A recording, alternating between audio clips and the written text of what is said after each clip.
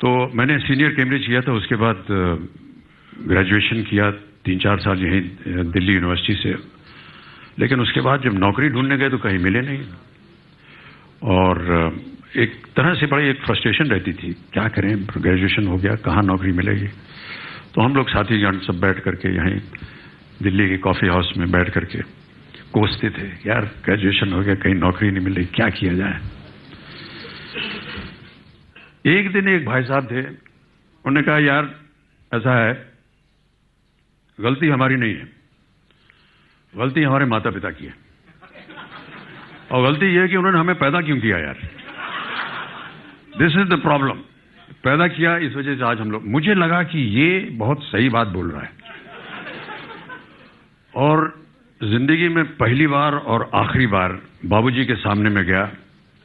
कभी भी उनके सामने मैंने ऊंचे स्वर में बात नहीं की। मैंने कहा आज मुझे पता चल गया है कि वजह क्या है इन सब बातों की, आपने मुझे पैदा क्यों किया था। बाबूजी शांत रहे, कुछ बोले नहीं, और हम विलिंगडन क्रेसेंट में, जो कि अब उसका नाम शायद बदल गया है, मदर टेरेसा क्रेसेंट हो गया है, 3 मूर्ति के बगल में मकान था, वहां वो सुबह सुबह 4 बजे घूमने जाया करते थे। पीछे डिप्लोमेटिक एनक्लेव है, अब तो बहुत सारी एम्बेसीज बन गई वहां पर, पहले जंगल बियाबान होता था वहां।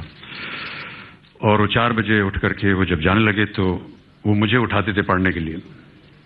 तो एक कागज छोड़ गए बिस्तर पर, और मैं जब उठा तो मैंने देखा कि उन्होंने एक छोटी सी कविता लिख करके, जो रात को मैंने उनसे कहा था, उसके उत्तर में उन्होंने ये कविता लिखी। उन्होंने लिखा कि ये कविता है कि जिंदगी और जमाने की कश्मकश से घबराकर मेरे बेटे मुझसे पूछते हैं कि हमें पैदा क्यों किया था। जिंदगी और जमाने की कश्मकश से घबराकर मेरे बेटे मुझसे पूछते हैं कि हमें पैदा क्यों किया था, और मेरे पास इसके सिवा कोई जवाब नहीं है कि मेरे बाप ने भी मुझसे बिना पूछे मुझे क्यों पैदा किया था। और मेरे पास इसके सिवा कोई जवाब नहीं कि मेरे बाप ने भी मुझसे बिना पूछे मुझे क्यों पैदा किया था, और मेरे बाप को उनके बाप ने बिना पूछे उन्हें, और उनके बाबा को बिना पूछे उनके बाप ने उन्हें। जिंदगी और जमाने की कश्मकश पहले भी थी, आज भी है, शायद ज्यादा, कल भी होगी शायद और ज्यादा। तुम ही नई लीक रखना, अपने बेटों से पूछकर उनको पैदा करना।